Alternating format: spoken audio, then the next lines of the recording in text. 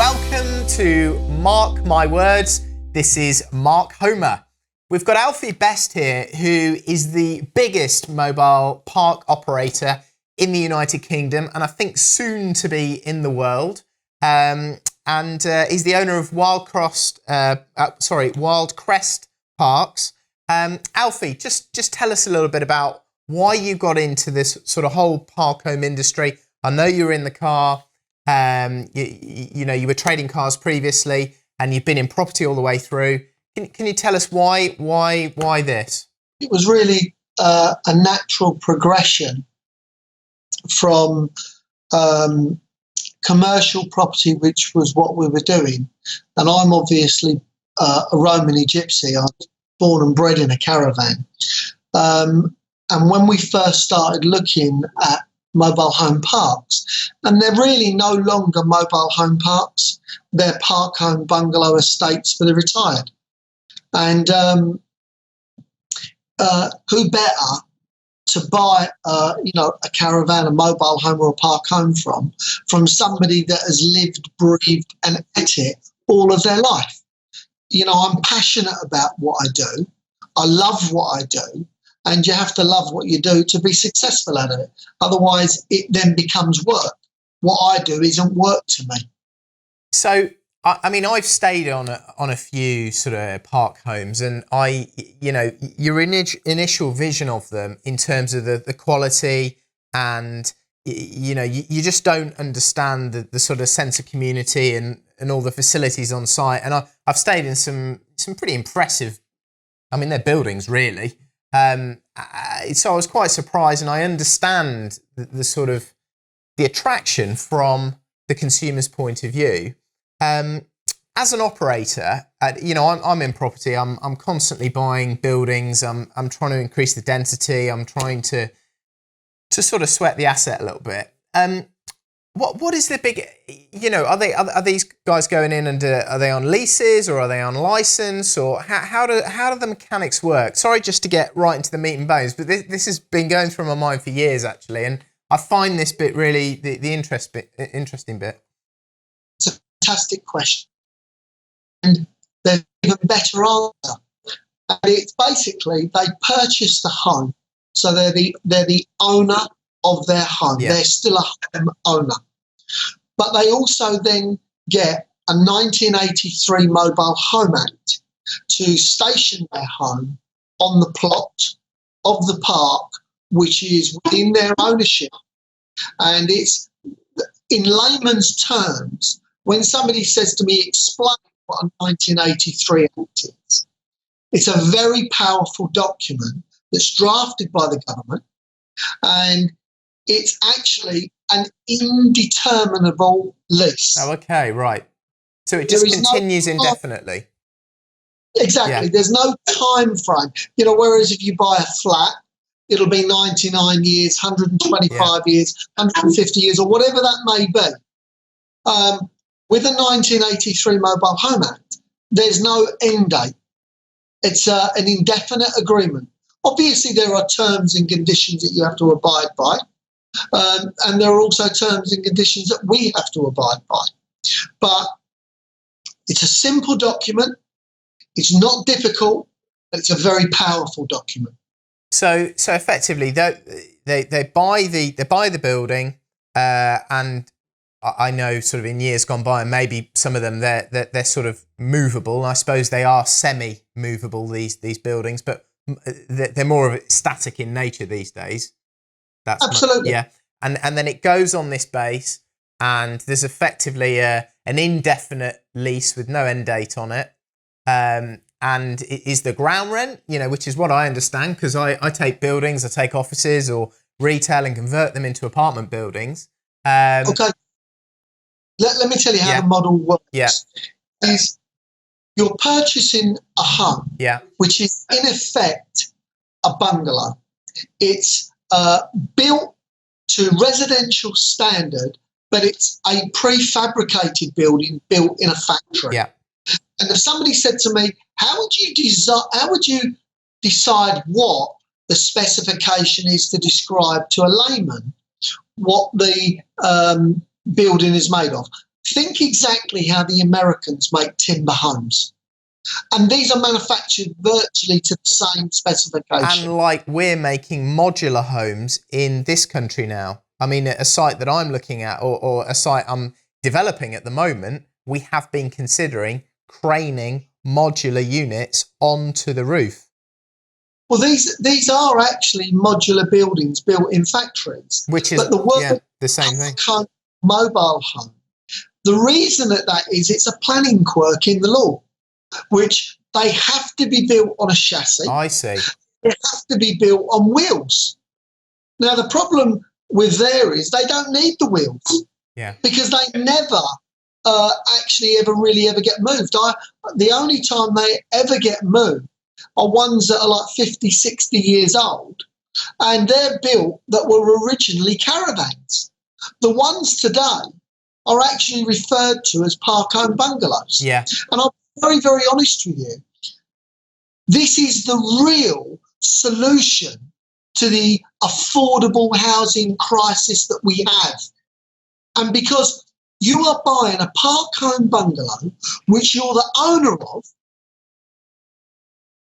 which is half price to what you're going to pay for a likewise bungalow within the same area. Because you haven't got to buy the freehold, I'm presuming. Absolutely. And you haven't got to fit within all these sort of planning guide. I don't understand the planning system with regards to mobile homes, but I'm presuming the whole regime is different, and a lot of you guys operate in the green belt and on greenfield sites.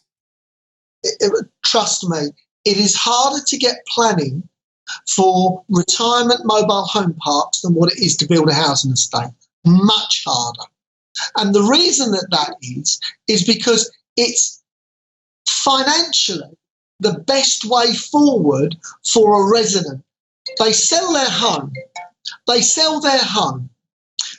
put money in their pocket. They move into a better home than where they were before. They're now paying council ban tax A. They're paying no stamp duty to move into the home. That's great. And that's what the government doesn't like. That's what the local council doesn't like. They're not getting their pound of meat and flesh. So they would much prefer to give planning permission for a housing estate than what they would a retirement mobile home park, when it is the real solution, to actually affordable housing. Why is it the real solution? Because it's always affordable. It follows the chain of events of housing. You know, we're linked to housing because it is housing. The government aren't getting their pound of meat and flesh, so that it's very difficult to get planning for park home estates. That's really interesting, Alfie. So effectively, the chassis and the wheel part of this, the fact it's got to be built on a chassis and wheels, doesn't benefit you from a planning perspective. So how does it benefit you? Why wouldn't you just sort of put foundations in and build it into the ground? Because then it becomes a house. And it actually becomes a fixed, whereas it's purely a planning quirk in the law. Okay, so there's some other sort of planning route you can go down, or some form of other application if it's built on a chassis. If we have a mobile home park that has planning permission as a mobile home park, we can't build housing there. Okay. So they have to be built within the guise of a caravan. Interesting. And that's all it is. It is a guise because it's classified as a caravan. It's actually classified as a caravan. But yet it never tows anywhere and never goes anywhere. It's a static home. All these little quirks, all these little sort of permitted development rights, or, you know, those little wormholes, I find, you know, because I'm taking sort of office buildings or retail buildings or whatever, and I'm converting them. And I usually find that I make the most money out of those little quirks, i.e. you're putting it on a chassis, you're putting it on wheels. Okay, lots of people are doing it, but, you know, to sort of take the path that's most beaten and to do what everybody else does, and to do the most obvious thing often doesn't make you the most successful. Do you think there's some truth in that? Yeah, of course. I think we all need to find our niches, our little niches. I don't regard as what we do as being a niche. It's how the mobile home park industry works. Now we have 13,000 residents across the country. We have 75 residential parks across the country, and we have 5 parks in North Carolina and America, and we're looking to expand that. What I tend to find in this country, government legislation is passed down, but councils are still of the opinion to say no. I get that a lot. They're not. It's not a positive. It's as if they're trying to put up a rebuttal before you've even gone down that route. That's not based on the legislation. Absolutely. Yeah. Central government is your friend, and local councillors are often against you just because of their local whims and not based on planning policy or the national planning policy framework. Let me say this. We live in a great country. And it is a fabulous country that we live in that has a lot of opportunities if you go out there and take them. But you know something? The country is selling itself short, because we do business in 3 different countries, one being Barbados and the other being the USA. And they reward businessmen and entrepreneurship, and they push you forward. In the UK, we don't seem to recognise that. It's only over the last, 10 or 15 years that we've started to see a peak, such as like Dragon's Den and some of the things that Alan Sugar and Richard Branson have done that we've celebrated. Everybody else seems to get put down. I love to see people trying, because the hardest thing in the world is to actually make a success. Because when you manage to get over that hill of making a business into a success, that's when it becomes a bit easier by getting momentum going. And there's such a difference. But getting up that hill can be soul destroying sometimes. And it takes, I believe, a special person to be able to start a business, make a business successful, and then drive it forward. And then there are other challenges. How do you duplicate it? How do you feed off of that business? So it's really interesting, Alfie, how you've gone into these other markets. I know with our business, I did initially go abroad on a much, much smaller scale. And I just found it was so much easier to keep sort of getting economies of scale and following the same legal process, following the same, dealing with the same sort of financial backdrop, all the rules, the regulations, the customers, everything like that within the United Kingdom. They're about the same. Yeah, the north of England, they're a bit different, in Wales or Scotland. Okay, some of the laws are different, but generally it's similar. You go to America, there's a whole new set of laws, whole new set of banks. Barbados, I go there sometimes, I know what it's like. Is the finance? I don't even know. Do you sort of what made you go to these places, firstly, and secondly, have you found that challenging to sort of reinvent your business so that it operates effectively in those markets? Or I don't know, maybe you bought businesses there. Okay, let me say this to you. When you start a new business anywhere, whether it's America, whether it's Barbados, or even if you start a new business which you're not involved in here in the UK, you have to pay a tax. And that tax is called the idiot tax. Your entrance fee. Yeah, absolutely. Yeah. I paid that. Yeah. And it's called learning. Yeah. They can see you coming, and there are people that want to take advantage of you. What I say is always start small. That way, your learning fee is going to be much cheaper because you're going to learn by the small mistakes you then duplicate. You won't make those into big mistakes. So for us, when we first went to America, we bought one park. Did you? Made loads of mistakes. Made loads. Do you know something? We're not making them now.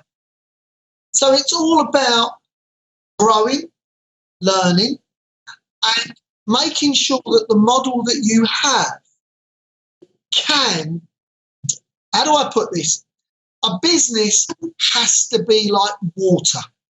It has to flow. It has to maneuver itself, but be powerful enough to push forward. You water your crops along the way, and you make your gardens and your crops flourish. You can only doing that by keeping a constant flow, and you have to be prepared to follow it through. So with your investments in, say, Barbados, what have you got? You've got park homes there, or no? What sort of stuff is it? In Barbados, we went out there and the country was in a terrible recession. And I have a policy that I believe works. Be brave when everybody else is running away. Yeah. Run away when everybody else is being brave. Because markets that going up can only go one way, and that's down. Markets that going down can only go one way, and that's up. It's about finding the level that you're comfortable at. And so what we do out there is we bought a lot of very, very exclusive villas. We own 19 villas out there. Where, West Coast or whereabouts? Mainly in St James's. Yeah. That's the model that we went for. Yeah. And we then refurbished those villas, and that's now a business that's very successful. We're growing it, and we are still looking to purchase more assets, more property, and grow our business there. So, sorry, Alfie. So, is this within a sort of community, or are they individual villas along the seafront, or what sort of stuff? Both. Yeah. Okay. Obviously, we weren't sure. Like one of the villas that we have there is a villa called Ocean Heights. Okay. Which is a 5-star villa, which is on the beach. It's a 7-bedroom villa. It's out of this world. We have another one called Sugar Hill, which is on the Sugar Hill estate. And they're two different types of clients. But if you look also at the model of the business that we're going for, it's not that far different to what we do now. You know, we're providing accommodation for people that want to go on holiday. We bought another complex of villas, which was 11 villas in a place called King's Court. That's just off the beach, and that has a communal pool. And again, we're now in the process of refurbishing that, and we're building that business. We're now in the process of looking to purchase a very, very large complex of 850 acres. But I can't say too much more about it because we're halfway through the stage of seeing where we're going. If we're successful, that will be a big task to turning it around because it is struggling. But I think we're the right people to do it. That's really interesting. So effectively, you've moved your model into sort of higher end villas on a nightly rental basis. So yeah. you rent. I'm going towards the end of the year. I'm going in November, and I'll rent an apartment in Paynes Bay, like I normally do. You know, and I love going there. But you know, your sort of home operation, they're effectively they're long term, if not sort of lifetime tenants, aren't they? And you're moving into the holiday market, which is a completely different thing, really. Would I say it? No, we also have holiday parks here in the UK. Yeah, okay, yeah. So that's a part of our business. We have 7 holiday parks here in the UK.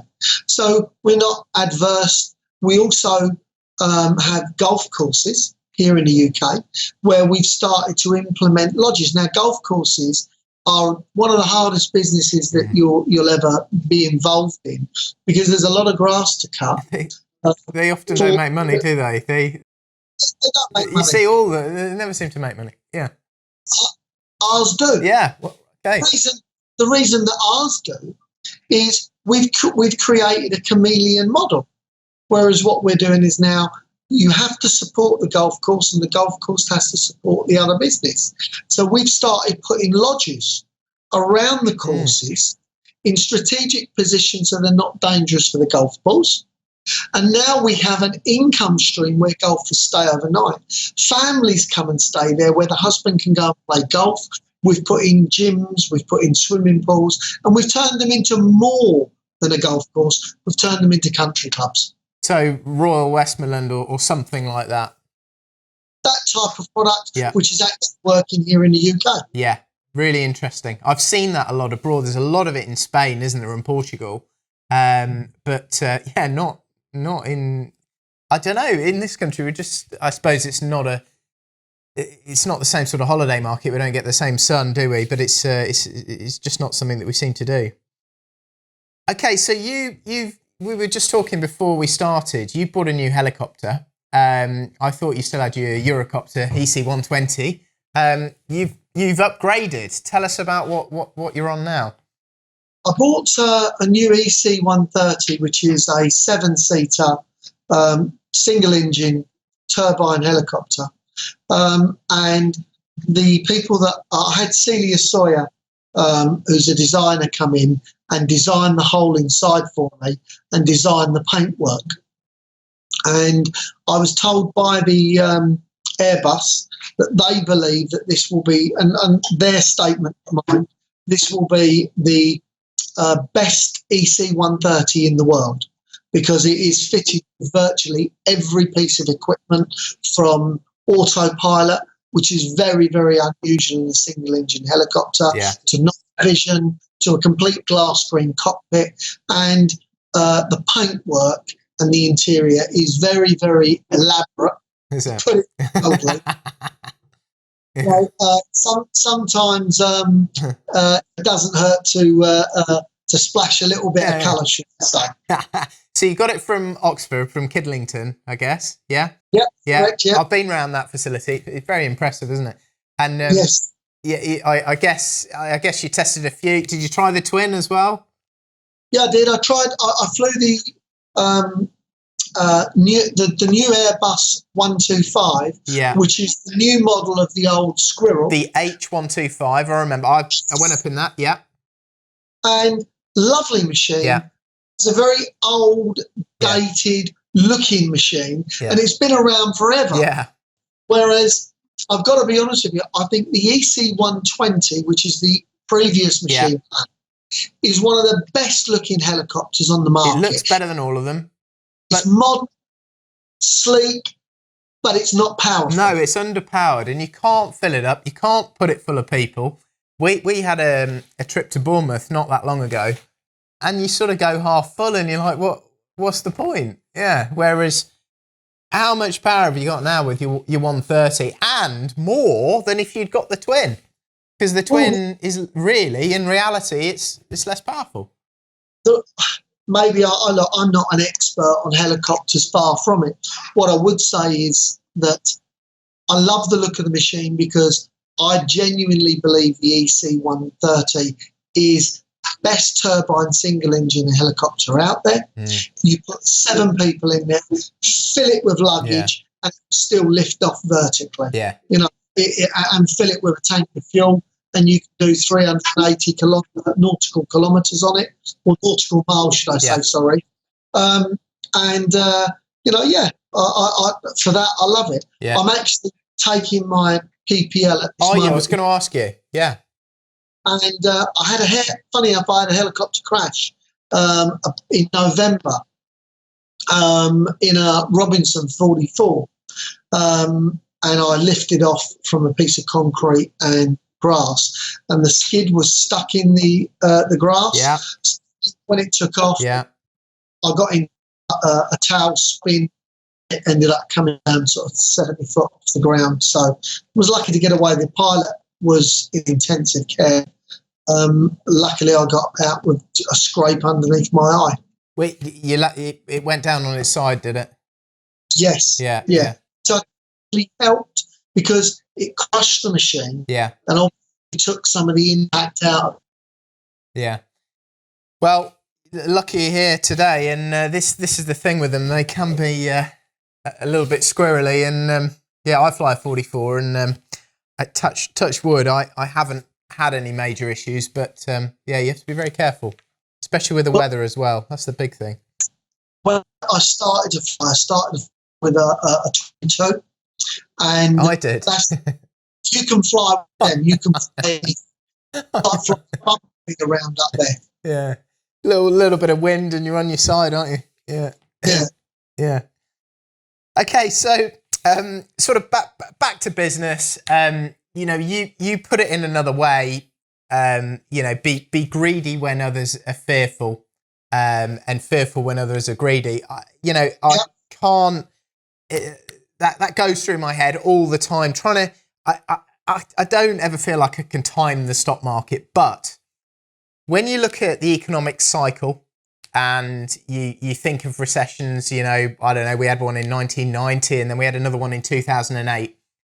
You can see there's a pattern there, and you can probably say that in this cycle now, we've got to be in the second half.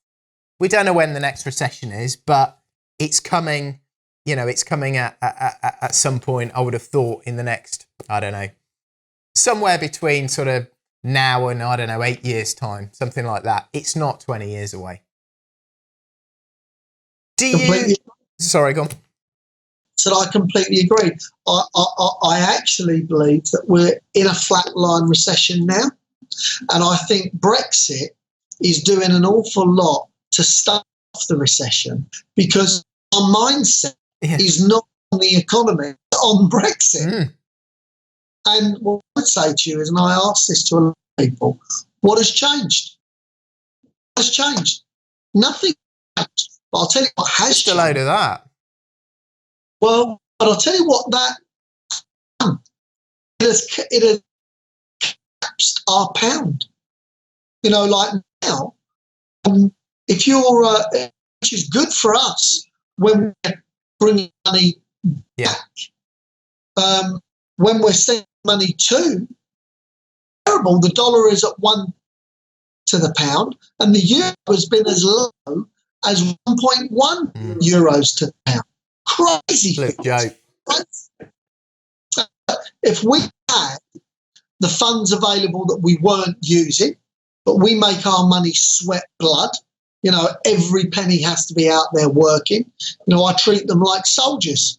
You know, their job is to go out, conquer, bring a few more soldiers back, go out, conquer again, bring a few more soldiers back. I keep it simple. What I believe is you could sell euros now, sell the dollar now, and I believe that will then transpire, that you'll be able to absolutely not double your money, but you'll definitely get a third more. The dollar is at 130. Yeah. It was at 125. That normally trades at 150 to 155. Or even I'm not an expert. Absolutely. Yeah, but that's where it was, you know, 1.5 to 2. That's where we've had it. I'm not an expert on currencies, but I also can count. And 2 to 1 sounds good to me. Yeah. I've got a short position on the dollar. I have for a while, for a couple of years. And of course, it's lost me money for a couple of years, but I suspect it'll come good. Yeah. It will.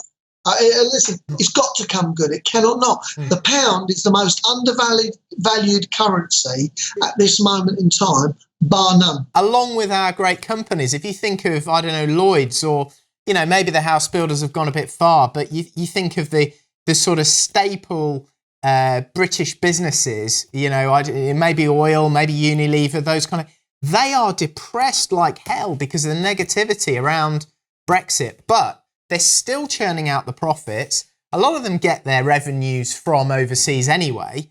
And, you know, nothing's fundamentally changed in those businesses. And I think when you get that sort of Brexit uncertainty, or the clarity on where this is all going, I suspect the value of those businesses will increase on the stock market quite quickly because they're good businesses.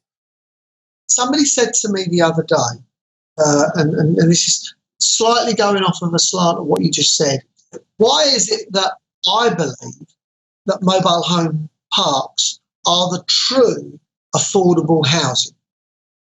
And for me, it's very simple. The government are trying to build us out of social housing. That's how they're trying to solve the problem. But yet, 5 years down the line, the housing that they built that was social housing is no longer social housing because there's no cap to it. They're brought into the market and they then have to compete with the other property that wasn't built as social housing, and that then has a value which goes straight up automatically. So, whereas if you look at a farm house which would have planning permission which regulates it to only farm workers, that stays within that envelope. We don't do that for the police. We don't do that for the civil servants, ambulances, key workers. Because what should happen is the planning that's granted for those properties should not be able to be sold to anybody else except within that level. And that would keep that affordable housing within that chain. We're doing that with park homes because it always stays as affordable housing. Why does it always stay as affordable housing? Because it's a park home. We're trading level with housing. A park home trades 50% lower than a house. So as a house goes up, a park home goes up, but it never goes up to the level of a house. Because it's not freehold? Well, because there is a stigma attached to it. Yeah. And that stigma is that it's a mobile home. But the moment you can get over that stigma, for the customer, the resident, they've won the lottery. Because people now are younger, older. But let me say this to you. An Englishman's house is his castle, correct? Does it need to be a ball and chain around his neck? Or should he be able to free up his equity, move into a home that's just as good, if not better, and put that money in his pocket? Where, as a society, we are now younger, older. You're seeing older people doing more things, going more places, living their life. At 70 years old, they're off skiing in the Alps. Most of our customers now that downsize, and they're not downsizing as in size, they're just buying a home that's the same, happens to be a park home, and they're then buying a second home in Spain or France or America. Yeah, it's interesting. It's really interesting. And I wonder, you know, I know you've mentioned before you're sort of working to lobby the government. Have you had any sort of responses or sort of positive noises that this is a way, because they've got massive lists, you know, our council's got huge lists and, you know, they've got massive targets for building all these traditional houses. Do you ever get any sort of incoming from them saying, well, actually, we could take those families and we could put them in a park home area, or, you know, instead of having this many of our, you know, in our area, they have to provide a certain amount of housing units over a certain period of time. Could some of that not be translated into sort of park home units? Do you ever get any of this? Absolutely. We're now trying to lobby the government to make them see this. Let me explain something to you, and this is absolutely the God's honest truth. We deal with 36 different councils around the country. There are some exceptional councils, forward-thinking, that I can only say to you are a credit to this country. And then there are some mediocre ones, and then you've got some others that are just downright terrible. Shockers. I've dealt with a few of those. I'm going to give you a few. Let's take Thurrock Council, for instance. Lynn Carpenter is the chief executive of that council. Oh my God, brilliant. Brilliant beyond belief. Now, I don't know if you know much about Essex, but Grays, Thurrock and Purfleet were at the bottom end of the scale of Thurrock. It's the bottom end of Essex. You wouldn't want to live there. It's now the third fastest growing borough in the UK. And that is only through, I can honestly say, somebody like Lynn Carpenter and Thurrock Council really driving the council forward, driving the borough forward. On the opposite end of the scale, you've got councils like Havering. Oh my God. Well, I've never seen a worse council. And why do I say that? We have a park at Romford called Lakeview Park. The council said that we breached the planning. It's absolutely true. Documentation to prove it.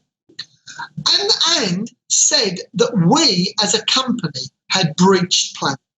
But yet before we did the development, they wrote us emails on 3 occasions telling us what we were doing was permitted development rights. It gets better. They then served eviction notice on the residents that moved in those homes. Unbelievable. So, well, listen, we're not going to let our residents down. We make sure that our residents are rehoused, their park home is put on an equivalent plot somewhere else so they don't lose out. Because I've got to be honest with you, what a disgraceful attribute for a council that can't meet their housing supply and are actually kicking people out of their homes. Shocking.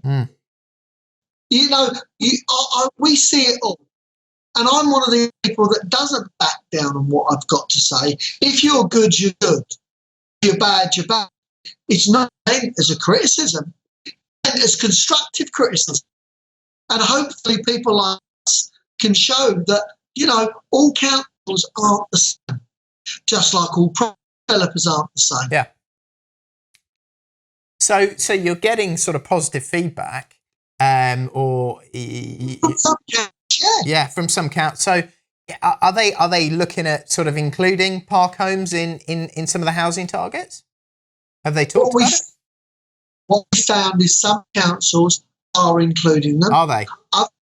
Yeah, they are. Yeah, they are. And some councils are just completely against all home development. You know, like I can honestly say to you, we're dealing on a wide spectrum, 36 councils across the country, and the difference between one council and another is, and you said it earlier on, government is passing the legislation down that we believe that the council should follow through, but they read it or see it how they do. So we've got our director of planning here, a guy that used to be the head of planning for Epping Council and for Cardiff Council, for the head of their planning. And when he first came, I said, John, I said, please be prepared. I said a stigma that's attached, I said, to the industry that we're in. And he pretty well smirked at me with a wry smirk, because he's now become gamekeeper. Yeah. He's poacher. Yeah. And he came back into my office and he was appalled at actually the negativity from some councils, and he from other councils where there was great positivity. To me, let's just break this down a little. We've got councils, some councils, not all, think that it's correct and proper to convert shipping containers for people to live in. And think it's a great idea. Hold on, for God's sake, man. We've got a tried and tested model that's been going on in the UK for 100 years, and it's not recognised. Sorry, I'm lost sometimes. Sometimes you just got to sort of, plough on, look at what the rules are, look at what, they accept, and just find your own way through it. And just because a lot of the time there is no bloody logic. So, well, the way that we look at it now is we before we invest in a borough, we look to see if the council is a forward-thinking council. If they're not, take our money and our investment and take it to a council that's more welcoming. How do you work that out? Sorry? How do you work that out? We go and pay a visit and speak to the chief exec. And if they haven't got time to see us when we're investing millions of pounds in their borough, we really don't need to be there. Yeah. We want to be investing where we're welcomed. Not only do we where we're welcomed, where we are actually making a real difference and bringing money to their borough. And we don't want to be criticised for it. We want to be helped with it. And if they're not forward enough thinking to be able to see it, invest somewhere else. Well, they're getting band-aid council tax. Surely this is as much benefit as it would. All right, maybe they don't get the 106 when the house is built, or maybe some affordable housing, but they're getting the ongoing sort of council tax and all the other sort of local, local taxes which those residents will generate, and it helps with their local housing issue. If you look at the wider picture, it's better than, because what we're doing is we're bringing semi-retired and retired people and not from that borough that want to move there because their families are there, that can't afford a conventional house within that area to do what they want, because they want to help their children get on the property ladder. So we're not bringing one family, we're bringing two. There's a bit more to it than, and we're also helping plug the gap with the social housing problem. Now, I hate the word social housing because it's not. It's affordable housing, and it is real affordable housing.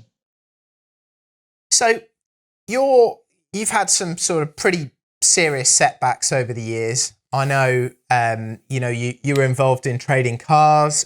You've had a few businesses previously. What have been your biggest setbacks, and what have you sort of learned from them, and how has it pushed you into this business? I'm not sure if I understand the question exactly, but I'll just take it the way I think that you're asking me. If you mean biggest setbacks in business, what have caused me issues, the biggest setbacks that I have was believing in myself too much and not questioning myself and not having enough experience with what I was doing. I nearly went bust. And I had somebody on Twitter, funny enough, say to me, "What is the constitution of going broke?" I was, shocked at that, because he said somebody that could have lost all their money but still had £100,000 left, would that be constituted as going broke? Well, to me, no. Broke means you're in negative equity and you haven't got the money to pay the bills, and you're verging on either going bankrupt or are bankrupt. That's broke. And was I in that position? Absolutely. I was in negative equity where I had a house that I paid £500,000 for. It was worth 300,000, and I had a £350,000 mortgage. I had a commercial site that I paid £150,000 for, and I had £100,000 mortgage, and the site was worth 75. So I think that's worse than being broke. But it's about trading out of it. And what my biggest mistake was, I was absolutely flying, working away, doing great things. I didn't see the recession coming because I wasn't experienced enough. It wasn't the fault of the recession that I was in that position. It was mine. And it was mine because I thought I was better than I was. I believe now, I'm not stopping people from believing in themselves, but we can all chant our hands and raise our fist in the air and say how great we are and what a great morning it is. But the difference is you still have to open your eyes to see the traffic coming down the road, because if you cross it, more than likely you're going to get hit with a bus. So the recession came along, you weren't prepared, you thought in your words, you thought you were better than you were. How have you changed things now, ready for the next recession? What have you done to sort of protect yourself? We have stopped looking at profit within our business and concentrated always on cash flow. I sit sometimes with my board of directors and they love talking about profit. They love talking about EBITDA and, patting each other on the back and how well are we doing. Now, my question lies is, right, okay, how much cash is coming in the business? Okay, how much cash is going out? Because you can have a piece of property, let's just take this for instance, and you can have a repayment mortgage, and the cash level can be in the red, but the profit can be in the black. Yeah. And people forget this. So it's a balancing act. With a fully amortizing mortgage, you mean? Yeah. So for those reasons, it's about constantly looking and balancing and making sure that your business is sweating blood and that your wastage is at a minimum. Constantly check your wastage. That could be down to the water bottles in the corner of your building. Could be down to, what is it that business needs to thrive? Or what is that business doing just to survive? Every pound's a prisoner. Well, to me, they're more than they're not a prisoner, because a prisoner you've got to feed. I can't afford to pay to feed the prisoners. They've got to work. Brilliant. So clearly, after all these years of experience, you must have iterated and developed and sort of changed your model to improve, reduce the amount of wasted water bottles, improve the cash flow and to increase profit. What process do you follow? How do you innovate? Do you have a load of systems? Do you have a load of feedback channels? What is it that you do to get better and better incrementally at running these parks? Okay, well, I buy a lot of businesses that have gone either into receivership. It's one of the things that we do on a fairly regular basis. We buy 3 or 4 businesses a year that have gone into administration or even into receivership. And the first thing that we do is we put a very, very rudimentary cash flow in place. And every payment that goes out is on an Excel sheet spreadsheet, and every payment that comes in. So we can clearly see at the bottom what the minus is. And then it's about, what do you need in that business to make it function? And what is there that's really just making the business look good? Or if you doubled up on someone's job, where could you react? And you've got to take the moral compass out of it when you're when you're salvaging a business. You must be commercially viable. If a business isn't commercially viable, all you're going to do is hurt a lot of people, hurt a lot of suppliers, hurt a lot of employees. Remember, and going on to a business down the road like Wildcrest, what do? Is we constantly review our processes. We're ISO, we're the only park operator in the UK that has ever had ISO 9001. Now, what that means for Wildcrest Parks is very simple. We have systems in place, systems that are being audited and checked. So are we perfect, or are we still making mistakes? We are far from perfect. We're making mistakes every single day. And while we will continue to make mistakes, but from those mistakes we're learning. And as we make them, we have a black book here. And it is genuinely a black book on everybody's desk. And what they do is, if a mistake happens, it gets written into that book. Does it? Yep. Quarterly, we review everybody's mistakes and we reward them for them, giving us the solution. That's very interesting. Once a year, the best solution gets a holiday. Does it? Right. Yeah. So you've got your black book, they all write the mistakes down, and then the best mistakes or I guess the most honest mistakes, get the holiday. Yeah, that's right. And what we do with those, well, not the mistake, the The solution. rectification. Yeah. Yeah. You know, there's a policy that we have here for all of our customers, for all of our residents. Our answer is yes. That's it. It's yes. No matter what you ask for, the answer is yes.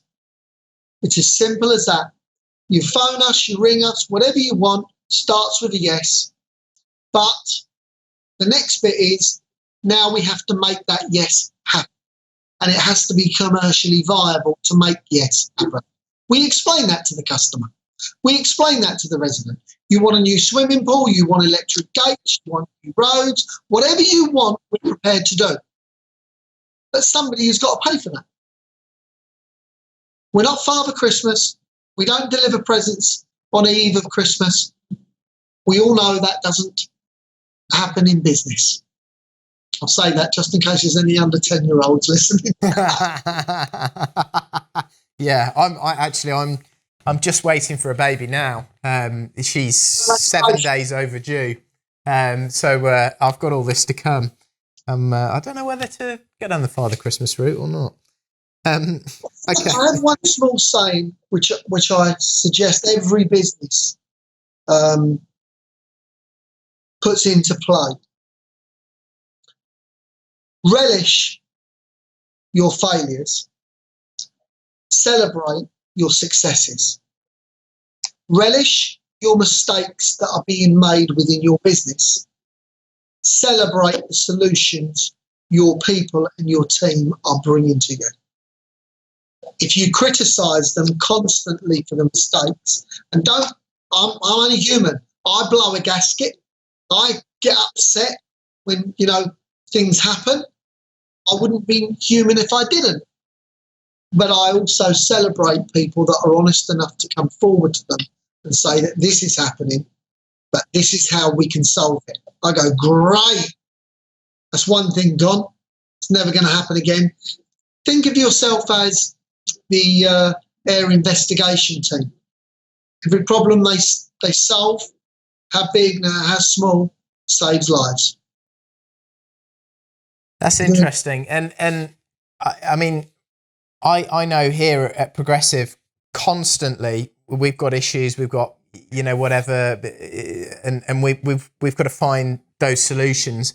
We don't have the black book. We don't have that record of all the mistakes that have ever happened. And I suspect we'll be implementing something like that because these things aren't new. They're not, the mistakes that are happening now happened 10 years ago, 20 years ago, 50 years ago in house building or in mobile parks or in training businesses. And it's the same old stuff with a different label on it.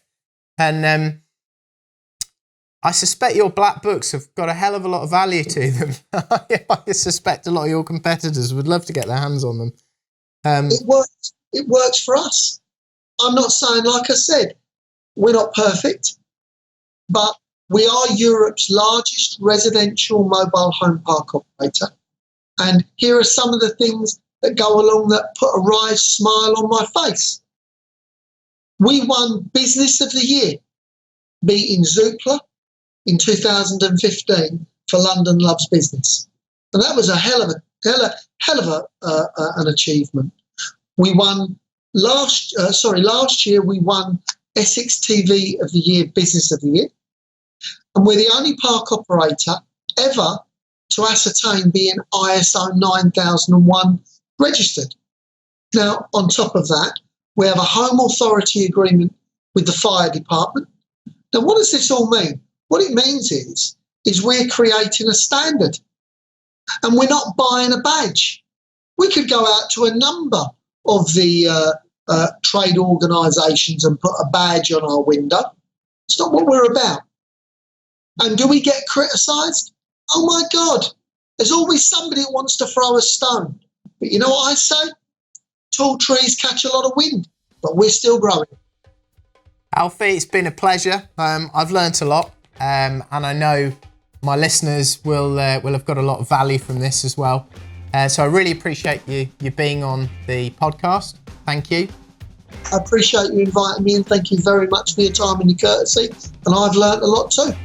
Great, and no doubt you'll be at Progressive shortly, so I'll get to talk to you further then.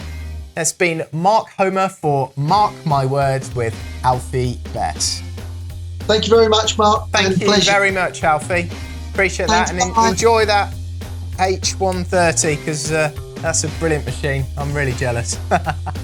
See you later. Thanks. Cheers. Bye.